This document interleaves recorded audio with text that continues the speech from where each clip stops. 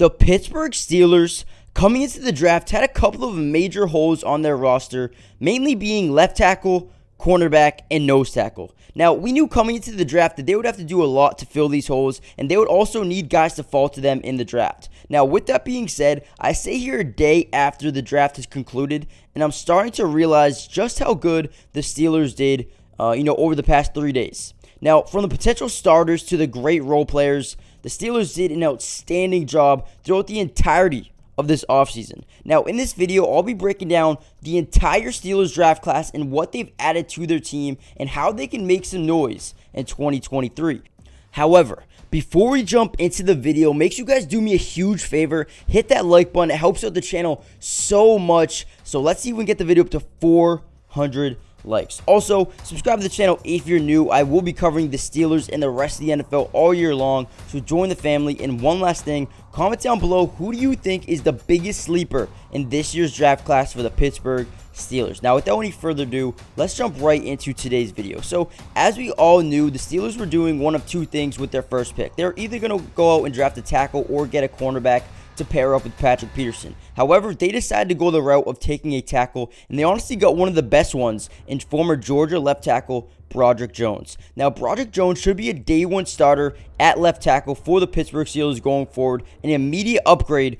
And the Steelers' main concern going into the draft was just protecting the young Kenny Pickett and giving him more time in the pocket. Now, the Steelers were more than ready to move on from former left tackle Dan Moore. They were ready to, have a new guy step in and be the starting left tackle for the team going forward, and that is exactly what they did. Broderick Jones is only 21 years old, and he didn't commit a holding penalty in his entire college career, and he didn't allow a sack at all in 2022 as well. We're just overall an incredible tackle who will bring that same type of style to Pittsburgh. Elite movement, he gets to the second level with ease, and he also has big time potential at the position. Now, nobody thought the Steelers were going to be able to snag both a starting left tackle and get one of their favorite cornerbacks in the entire draft in Joey Porter Jr.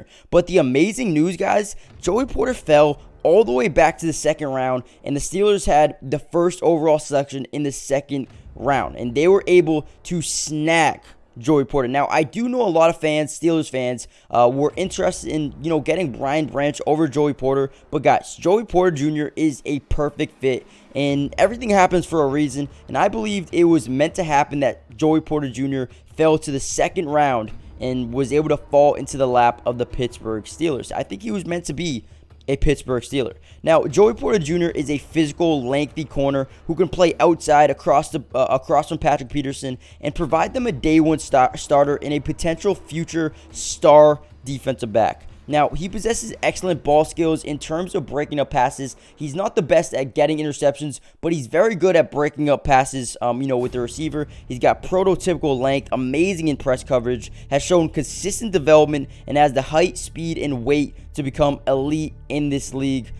Dude, I am so excited to see the development of Joey Porter Jr., and he has one of the best DBs, to be a mentor. And Patrick Peterson, I'm loving this little, addition in Joey Porter Jr. This is a great way to start this draft if you're the Pittsburgh Steelers. Now, the Steelers decided to go out and fill up their last major hole. Like we mentioned in the beginning of this video, they decided to go out and bring in nose tackle Keanu Benton. Now, Benton is an absolute amazing fit for the Steelers alongside Cameron Hayward and Larry Ogunjobi. One of the best run stuffers in this entire draft, and is going to bring that style of play right to Pittsburgh, where he can be a day one starter over a guy like Montravius Adams, who's a good player out of Auburn a couple years back, but they needed someone who they could really trust to be a big-time nose tackle, and this guy has proven through his whole entire collegiate career that he is, someone you can count on or rely on to be there to stop the run. Now, this dude has been amazing. Now, during his final season at Madison, he recorded 36 tackles, 10 of those were for a loss, and he also had 4.5 sacks as well.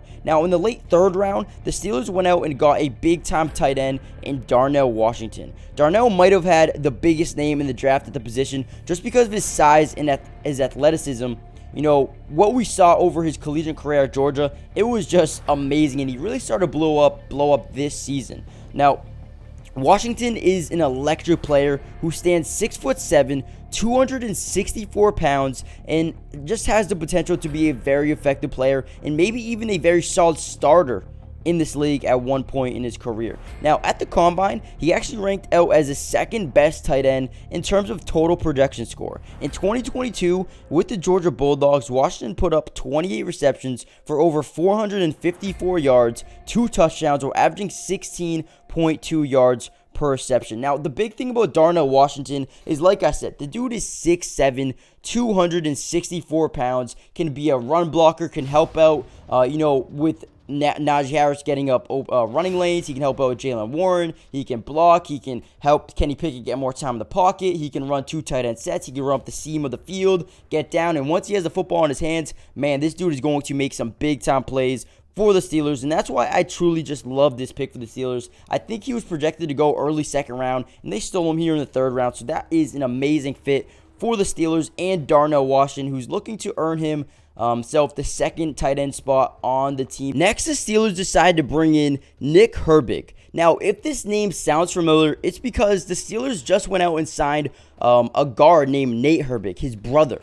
Now, Nick is a linebacker formerly at Madison and was a teammate of, second-round pick Keanu Benton. Nick was a tremendous, versatile player who will bring a different type of dynamic to this defense in 2023. Now, during his time at Madison, he tallied up 134 tackles, 20 sacks, 30 tackles for a loss, and 4 forced fumbles, adding him to a brand new linebacking core, which includes Landon Roberts, Cole Holcomb, and then, TJ Watt and Alex Highsmith. Now, don't expect Nick to be a day one starter, but look for him to be a rotational guy who has the potential to become a great player in the future. He just needs some development and some mentorship from guys like TJ Watt and Alex Highsmith. The Steelers also went out of their way to bring in another cornerback to the team in Corey Trice. Now, this dude has a massive frame for a cornerback. He's 6'3", 206 pounds, and he's been a solid boundary corner throughout his collegiate career. But the thing about Corey Trice is his versatility and his ability to play in multiple different positions at the next level.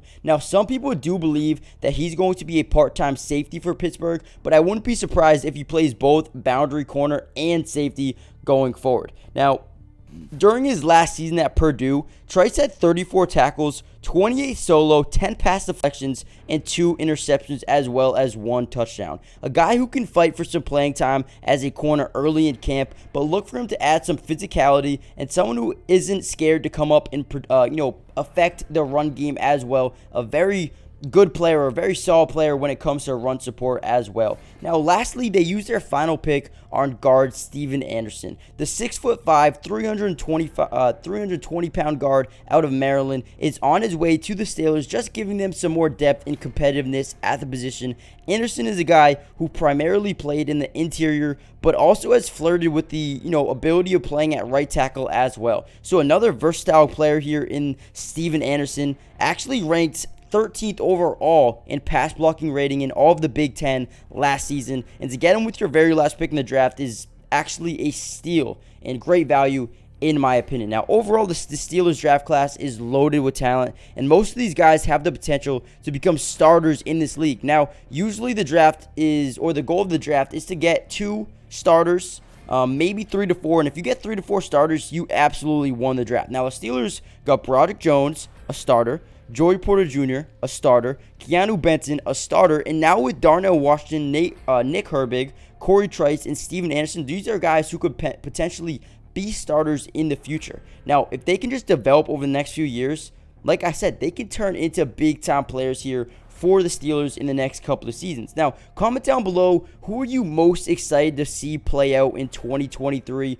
Who do you guys think is the biggest sleeper in this draft class? And one last thing, subscribe to the channel if you're new for some more NFL content. I will be covering the entirety of the NFL draft as well as the entirety of the NFL offseason. So make sure you guys subscribe, hit that like button, join the family, smash that like button. I'll see you guys on the next video. Peace.